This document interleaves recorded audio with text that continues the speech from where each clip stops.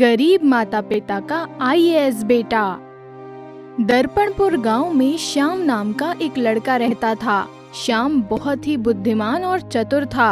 उसके पिता हरखू एक किसान थे और माता कमला एक साधारण सी गृहिणी। श्याम के माता पिता का एक ही सपना था कि उनका बेटा श्याम पढ़ लिख कर एक आईएएस अफसर बने और अपने गांव का नाम रोशन करे। श्याम बेटा, कैसी चल रही है तेरी आईएएस की पढ़ाई? इसकी परीक्षा कब होनी है बेटा? मेरी पढ़ाई लिखाई बिल्कुल चकाचक चल रही है पिताजी। आप बिल्कुल चिंता मत कीजिए, अगले महीने ही इसकी परीक्षा है। चाहे जो हो जाए, मैं आईएएस बन कर ही रहूंगा। भले ही उसके लिए मुझे रात भर जाग कर पढ़ाई क्यों ना करनी पड़े, मैं करूंगा। शाबाश बेटा, भगवान तुझे खूब सद्बुद्धि दे। अगर तू आईएएस अफसर बन गया तो हमारे गांव के लिए कितनी गर्व की बात होगी। पहली बार कोई इस दर्पणपुर गांव से आईएएस बनेगा। श्याम को अपने माता पिता के आशीर्वाद और अपनी काबिलियत पर पूरा भरोसा था। उसे पूरा विश्वास था कि वो आईएएस अफसर बनकर अपने माता पिता का सपना जरूर पूरा करेगा। दूसरी तरफ गांव का मुखिया ठाकुर सिंह भी अपने बेटे रतन सिंह को आईएएस अफसर बनाना चाहता था। अरे नालायक, मैंने तेरे लिए लैपटॉप खरीदा, पूरी लाइब्रेरी अपने घर में उठा लाया। तुझे रोज ढेर सारा बादाम वाला दूध मिले इसलिए नई गाय खरीदी। तुझे पढ़ने में कोई तकलीफ ना हो इसलिए मैंने तुझे हर प्रकार की सुख सुविधाएं दे रखी है। लेकिन तू है कि एक अक्षर भी पढ़ता नहीं। पता है ना, अगले महीने आईएएस की परीक्षा है। मैं पढ़ता तो हूँ पिताजी, बस लगातार ना पढ़कर बीच बीच में ब्रेक लेकर पढ़ता हूँ। और संयोग से जैसे ही मैं ब्रेक लेता हूँ उसी समय आप टपक पड़ते। मेरा मतलब है आ जाते हैं। अच्छा, ऐसा क्या? फिर तो मुझे माफ कर दो बेटा। मैं कैसा पिता हूँ जो अपने बेटे पर ही शक करता है। सुनिए पिताजी, मैं क्या कह रहा था कि जैसे आपने मेरे लिए इतना सब कुछ किया, वैसे ही इस बार एग्जाम पेपर का भी कहीं से जुगाड़ कर दो ना प्लीज। बेटा जी, मैं उसी के लिए दिन रात मारा फिरता हूँ, लेकिन आजकल प्रशासन इस मामले में बहुत सख्त हो गई है। एग्जाम पेपर की सुरक्षा ऐसे करती है मानो ये कोई कागज ना होकर कोहिनूर का हीरा हो। हीरा सुना है हर को किसान का बेटा श्याम भी आईएएस की परीक्षा दे रहा है। अगर आप एग्जाम पेपर का इंतजाम नहीं कर सकते तो कम से कम उस श्याम को ही किसी तरह ठिकाने लगाइए ना पिताजी। कम से कम मेरा एक दुश्मन तो कम हो। ओह, अच्छा हुआ तूने मुझे ये याद दिला दिया बेटा। इस भाग दौड़ में मैं बिल्कुल भूल ही गया था कि हरकू का लौंडा श्याम भी आईएएस की रेस में है। तो बिल्कुल चिंता मत करो, उस श्याम को तो मैं देख लूंगा, चाहे कुछ भी हो जाए। इस दर्पणपुर गांव का पहला आईएएस तो मेरा बेटा रतन सिंह ही बनेगा। मुखिया दिन भर इसी उधेड़बुन में रहता है कि कैसे श्याम को पढ़ने से रोका जाए। तभी उसे एक आइडिया आता है। वो अपने नौकर खिलावन को बुलाकर उसके कान में कुछ फुसफुसाता है। समझ गए ना खिलावन कि क्या करना है? वाह, सरकार क्या तरकीब सोची है। इससे तो सांप भी मर जाएगा और लाठी भी नहीं टूटेगी। अगले दिन खिलावन अपने कुछ आदमियों के साथ मिलकर सारे गांव में घूमते हुए एक घोषणा करता है। सुनो सुनो सुनो, सभी दर्पणपुर वासी ध्यान से सुनो। आप लोग जब शाम को थके हारे आते होंगे तो आपका भी मन करता होगा ना कि थोड़ा सा मनोरंजन हो जाए तो मजा आ जाए, कि नहीं? आपके इसी दुख को दूर करने के लिए हमारे गांव के मुखिया ठाकुर सिंह जी ने ये फैसला किया है कि आज रात से ही हरकू के घर के बाहर एक भव्य रामलीला का आयोजन होगा, जिसमें आप सभी गांव वालों को आना है। और ये रामलीला पूरे 1 महीने तक चलेगी। खिलावन की ये घोषणा सुन सारे गांव वाले खुशी से नाचने लगते हैं। पहली बार उनके गांव में रामलीला का आयोजन होने वाला था। उनके तो पांव 12 थे। मनोरंजन भी हो जाएगा और धर्म का कार्य भी। एक तीर से 2 निशान। लेकिन श्याम का परिवार इस आयोजन से अधिक खुश नहीं था। उसकी माँ कमला बोली, आज इस कंजूस मुखिया पर रामलीला करने का भूत कैसे सवार हो गया। ये तो बिना थाना फौजदारी के किसी का 1 रुपया भी अपनी अंटी से नहीं निकालता, और निकाला भी तो इसे रामलीला हमारे घर के बाहर ही क्यों करना है। इसके घर के आगे तो खुद इतना बड़ा मैदान खाली पड़ा है, वहाँ ये क्यों नहीं दिखाता अपनी खोखली भक्ति। अरे भाग्यवान, लगता है तुम समझी नहीं इस मुखिया का बेटा रतन सिंह भी हमारे श्याम की तरह ये इसकी परीक्षा दे रहा है ना, इसलिए हमारे बेटे को पढ़ने से रोकने के लिए उसने ये सब चाल चली है। धर्म का काम होने के कारण हम इसका विरोध भी नहीं कर सकते। अब इतने शोर में हमारा श्याम कैसे पढ़ेगा जी? वो तो समय ही बताएगा। श्री राम सब देखते हैं, वो इस दुष्ट को दंड अवश्य देंगे। श्याम के घर के बाहर ठाकुर सिंह बड़े बड़े स्पीकर रखवा देता है। शाम होते ही रामलीला चालू हो जाती है। खिलावन स्पीकर की आवाज को जानबूझकर फुल वॉल्यूम पर कर देता है, जिससे श्याम अपनी पढ़ाई ना कर पाए। हे भगवान, कितना शोर हो रहा है यहाँ। मेरा तो घर और दिमाग दोनों गूंजने लगा। श्याम की माँ कमला गुस्से में बोली, यही तो उस दुष्ट ठाकुर सिंह की चाल थी बेटा, तुझे पढ़ने से रोकने के लिए। आजकल लोग अपनी मन की करने के लिए भगवान को भी घसीटने से नहीं लजाते हैं।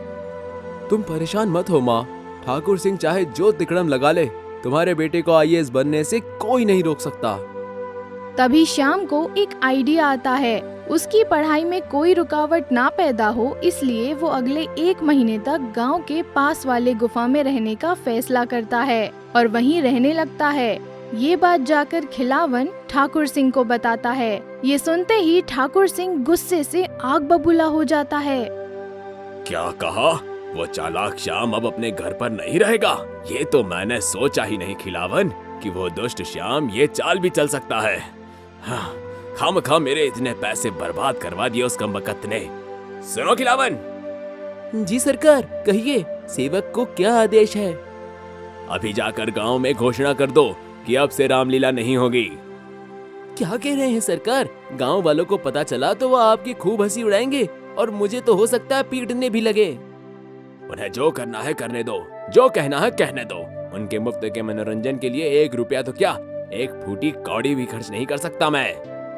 खिलावन अगले दिन सारे गांव में घूम घूम रामलीला की समाप्ति की घोषणा कर देता है। ये सुन सारे गांव वाले बहुत क्रोधित होते हैं। कितने तो खिलावन को पीट भी देते हैं। अरे, जब रामलीला करने की औकात ही नहीं थी तो हमारा इतना समय क्यों बर्बाद किया? मन तोड़ा सो अलग, कितना मन था रामलीला देखने का। मुझे तो पहले से ही शक था भाइयों बहनों कि जरूर कुछ ऐसा होने वाला है। भला इस कंजूस मुखिया से रामलीला के भव्य आयोजन की उम्मीद की जा सकती है क्या? सपने में भी नहीं। लेकिन ये रामलीला इसने क्या सोचकर कराई होगी, ये तो मेरे समझ से परे है। मैं बताता हूँ रामू भाई, इसकी असली वजह क्या है।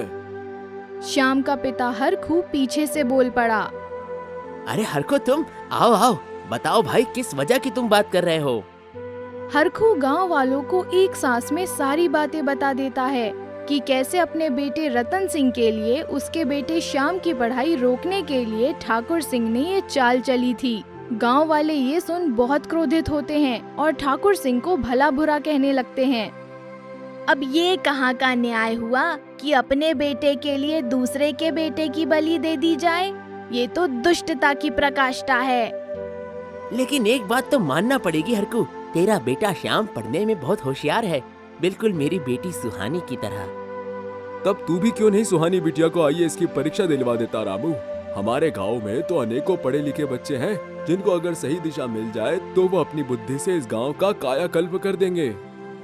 हरखू की बातों को सुनकर सारे गांव वालों के मन में उम्मीद की एक किरण जगती है। सरिता अपने बेटे सुरेश और रामू अपनी बेटी सुहानी को भी आईएएस की परीक्षा देने की आज्ञा दे देता है। सुरेश और सुहानी की खुशी का ठिकाना नहीं होता। वो भी आईएएस बनना चाहते थे, लेकिन अपने माता पिता के डर से बोलते नहीं थे। धीरे धीरे गांव के सभी लड़के लड़कियों ने आईएएस का फॉर्म भर दिया और दिन रात श्याम के साथ उसी गुफा में पढ़ाई करने लगे। ये देख ठाकुर सिंह और रतन सिंह का गुस्सा 7वें आसमान पर था। क्या हुआ पिताजी? मेरा एक ही दुश्मन मुझे चैन की नींद सोने नहीं देता था, अब तो मेरे दुश्मनों की टोलियां पैदा हो गई। इनका कुछ कीजिए पिताजी, नहीं तो आपका बेटा सपने में भी कभी आपके गांव का पहला आईएएस नहीं बन सकता। तुम बिल्कुल चिंता मत करो मेरे बेटे, अब की बार तुम्हारा बाप ऐसी चाल चलेगा कि अनपढ़ गांव वालों के ऊपर जो अपने लड़कों को आईएएस बनाने का भूत सवार है ना, वो तुरंत छूमंतर हो जाएगा। तुम बस देखते जाओ। ठाकुर सिंह अपने रसूख का इस्तेमाल कर बिजली विभाग वालों को बोल अपने गांव की बिजली कटवा देता है, जिससे उस गुफा में अंधेरा हो जाता है, जहां श्याम के साथ साथ गांव के अन्य लड़के लड़कियां बिजली का बल्ब जलाकर आईएएस की तैयारी कर रहे होते हैं। अरे ये क्या, लाइट कैसे चली गई? जरूर ये ठाकुर सिंह की ही कोई नई चाल होगी, हम लोगों को पढ़ने से रोकने के लिए। ठाकुर सिंह, तुम जितनी भी कोशिश कर लो, लेकिन श्याम को पढ़ने से नहीं रोक सकते। तभी श्याम की नजर ऊपर आसमान पर चमकते हुए सूरज पर पड़ती है और उसे एक तरकीब सूझती है। वो एक बड़ा सा शीशा लाता है और उसे गुफा की तरफ मोड़कर खड़ा कर देता है, जिससे सूरज की तेज रोशनी शीशे पर पड़ते ही परिवर्तित होकर अंधकार से भरे गुफा के अंदर चली जाती है और उसे उजाले से भर देती है। श्याम फिर खुशी खुशी अपनी पढ़ाई करने लगता है। आखिरकार ठाकुर सिंह श्याम की बुद्धि के सामने अपने घुटने टेक देता है। रतन बेटा, मैंने श्याम को पढ़ने से रोकने के लिए हर उपाय कर कर देख लिया, लेकिन वो है कि अपने संकल्प से टस से मस नहीं होता। इसलिए अब मेरे ख्याल से तुम्हें उस श्याम से अपना ध्यान हटाकर अपना सारा ध्यान अपनी पढ़ाई पर लगा देना चाहिए। परीक्षा को अब बस एक ही हफ्ता बचा है बेटा। रतन सिंह निराश होकर बेमन से बोला, ठीक है पिताजी, जैसी आपकी आज्ञा। एक हफ्ते बीत जाते हैं। सारे देश में कड़ी सुरक्षा के बीच आईएएस की परीक्षा कराई जाती है और कुछ ही दिनों में उसका रिजल्ट भी घोषित हो जाता है। सारे देश में श्याम का 10वां रैंक आता है। हरखू और कमला के खुशी का ठिकाना नहीं होता। वो सारे गांव में घूम घूम मिठाई बांटते हैं। सारे गांव में उत्सव का माहौल था, क्योंकि श्याम के अलावा सुहानी, सुरेश सहित गांव के सभी लड़के आईएएस की परीक्षा में सफल हो गए होते हैं। जहां पहले गांव में एक भी आईएएस ना था, वहां अब हर घर में एक आईएएस था। इस खुशी में सारे गांव वाले चंदा इकट्ठा कर गांव में एक भव्य रामलीला का आयोजन करते हैं।